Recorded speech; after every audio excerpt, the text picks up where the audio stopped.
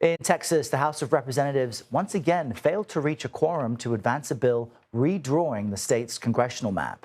Republican Governor Greg Abbott spoke with CBS News Texas yesterday, calling out the state's Democrats who fled to avoid voting on the map. There have to be consequences in the real world. If you don't show up to do your job, you'll lose your job.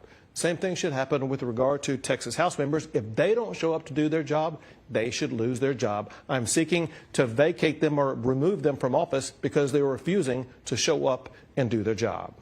CBS News political reporter Hunter Woodall joins us now with more on this. Good morning, Hunter. You know, the Texas governor was so emphatic there. He turns from the reporter to look at the camera, almost sending a message to the state's Democrats.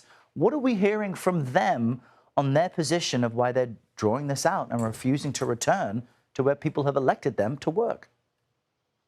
Well, good morning, Errol. When you look at this process, Democrats spoke at a press conference yesterday from Texas. They were obviously in Illinois, where they've fled to try and deny Republicans the quorum they need to pass this redistricting package in the House. They're trying to make the point still and calling attention to what they see as this power grab by Republicans in Texas that they believe is coming from Washington, D.C. Now, they keep saying that August 19th is when the special session is expected to end, and they seem to be determined to run out the clock until the end of that special session. Now, Governor Abbott has talked about, hey, he can call more special sessions right after this one.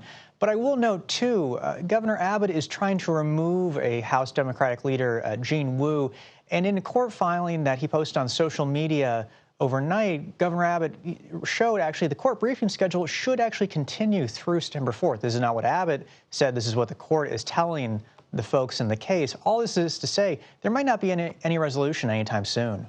And the Democrats' position is there shouldn't have been a special session just to redraw the maps. But ultimately, the work of the people does have to resume. So where do things go from here? Will the Texas House try to reconvene again in the meantime? And that's that big tension that keeps going back and forth. You know, part of the special session obviously is trying to help Texas from that awful flooding, that deadly flooding that happened over the summer. And Texas Democrats, they are talking about, hey, they do want to have some answer. They want to work on that in this special session. They don't want to handle the redistricting portion of this. It remains to be seen, though, what really is the end game here, because at a certain point, the expense continues to be large.